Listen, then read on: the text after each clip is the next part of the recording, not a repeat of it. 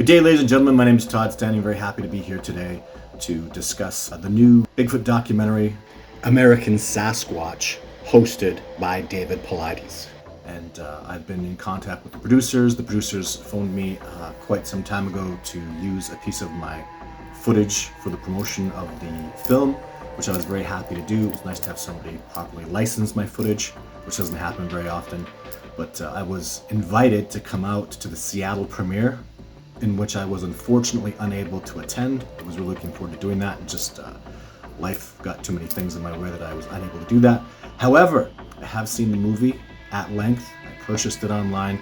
I've watched it at length, and I have a whole big review where I'm going to really let y'all know how I feel and my opinions based on this documentary that is out now, available. So let's watch the preview for it and get into my review of it step by step. I've been a woodsman all my life, and then I've never been afraid of anything that's in the woods. But I am just a little bit afraid of these Bigfoots. When you go up there, you're in their backyard. They have been here for a long time. Oh, there you go. It's not simply some creature. There's two divergent thoughts on what Bigfoot is. One side believes it's an ape, gorilla. The other school of thought is it's multidimensional. There's a physical and a non-physical aspect to it. You've got Bigfoot, you've got orbs, and I mean, the two go hand in hand. You go have a Bigfoot sighting and then a UFO sighting, or vice versa. There is high strangeness attached to almost every meaningful Bigfoot encounter. We started tracking this creature.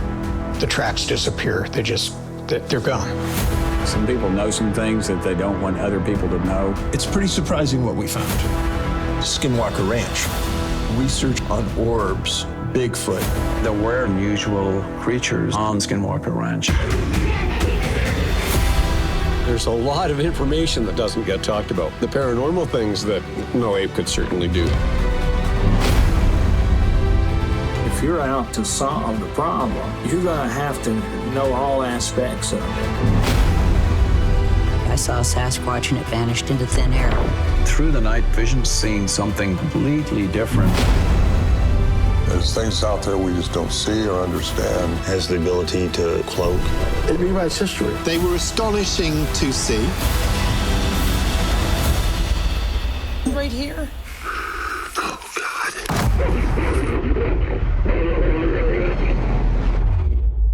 One thing you can't deny about this documentary is they are powerfully, strongly attacking the paranormal side of the discovery process of Bigfoot. They make no bones about it. They just unleash they're not afraid to just attack these angles and go into these perspectives at length, which I don't think has ever been done before. The whole ape or, interdimensional being, what's Sasquatch beyond being an ape as a perspective that they talk about at length. And I'll let you watch this little segment here where they give specific context as to what they see as a divergence in what people's beliefs are in this discovery process. There's two divergent thoughts on what Bigfoot is. One side believes it's an ape, gorilla, predominantly Gigantopithecus or Paranthropus. The other school of thought is it's multidimensional. It lives between our world and the spirit world. And it's firmly divided down those lines.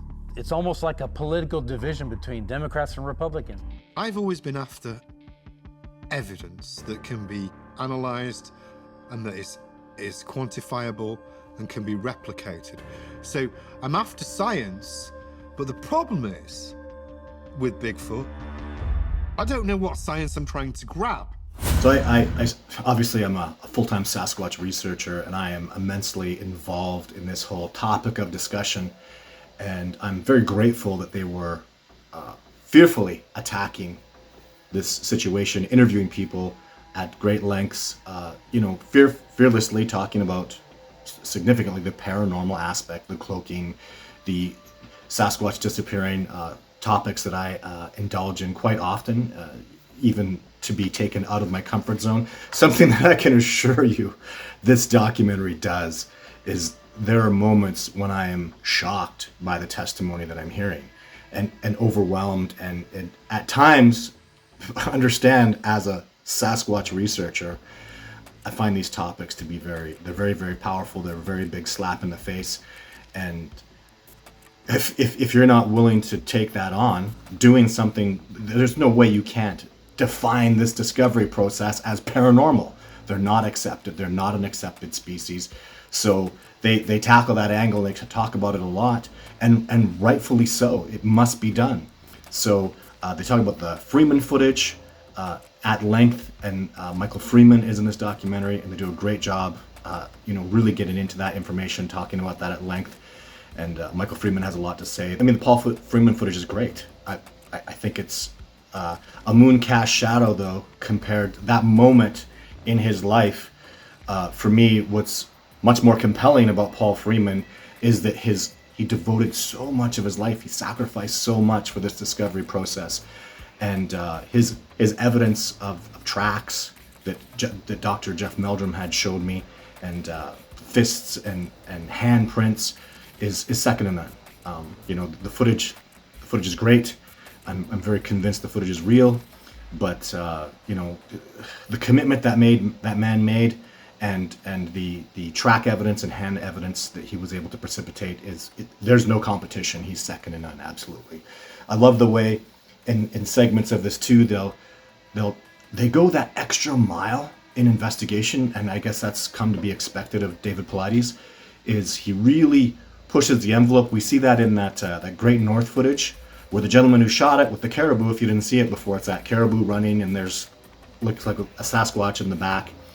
Not when David Paulides is done with the investigation. There's a very clear conclusion that you have to watch the documentary for. So I like the way they're really pushing this, they talk about the conservative perspectives of other Bigfoot research organizations that just consider the Sasquatch to be an organic wildlife being that's very corporeal and nothing more than that. And this documentary accepts that as a possibility, but challenges it into another significant area of paranormal. So let's have a look and listen to one of the eyewitnesses talk here from the documentary. My name is Angela, and I live on the outskirts of Pittsburgh, and woke up in the morning sometime in January 2018 and saw some strange looking tracks in my yard. Describe them to us. Something I had not ever really seen before, 6 feet apart. They started right about where that bush ends right here, and then continue down towards the swing set and just ended there. Have you seen anything unusual? One time I was sleeping, I woke up, and I swear through the window I saw these two yellow eyes staring at me. So that's 8 feet to the brick line. Add another 6 inches for the eyes. You have 8.5 feet. What'd you think you were looking at? I have no idea at the time. There was a part of me I felt horrified, but then I kind of felt like it wasn't here to harm me.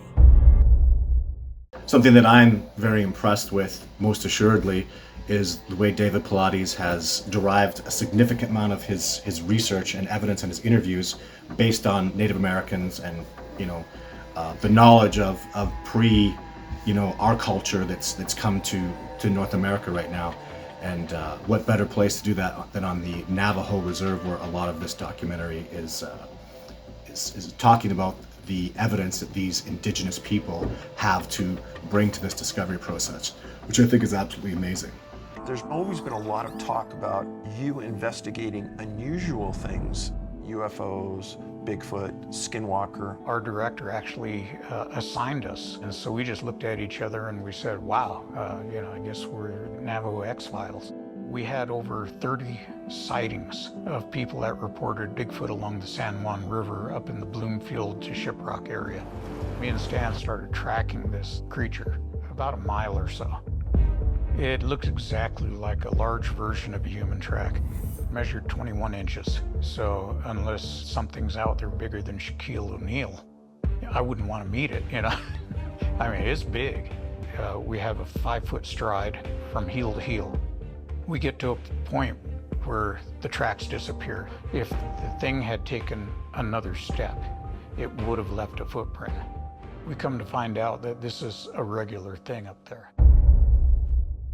This documentary talks about the topic of how the research of Sasquatch is changing so dramatically, and I also see that with the evolution of science, with the evolution of new knowledge and new thinking of quantum understandings, the discussions that are being brought about into this discovery process are much broader than they ever have been before.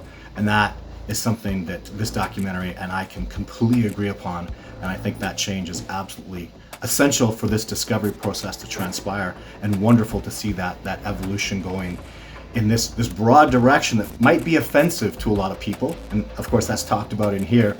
But when it comes to something undiscovered and to the who, what, where, when, why all this is happening, why is it today in this modern world with all our technology, this discovery, if it is indeed true, if they do indeed exist, how come it's not done? How come it's not finished? What's going on here? And we have to address topics, even myself personally, that are uncomfortable. And this documentary has made me uncomfortable. And for that, I'm absolutely grateful. And I based on that truth, I also recommend that you sit down, grind your teeth a little bit, maybe get a little bit upset, because if he's done that, then he's done his job. If he's done that, this is not the same old documentary that we see that talks about the same things, because they do go into the history. He does go into the background, into old evidence and old archived informations and interviews and stories. But this evolution of a new level of interdimensional beings, of disappearing into portals, topics that I am uncomfortably addressing, and some of which I have different explanations for than are talked about in this documentary. But I love the fact that it's broader. How can we hope to change? How can we hope to push this discovery process through into the scientific community, through into absolute acceptance, if we're not going to go into areas that are absolutely uncomfortable? And this documentary certainly made me uncomfortable at times, and I'm grateful for that.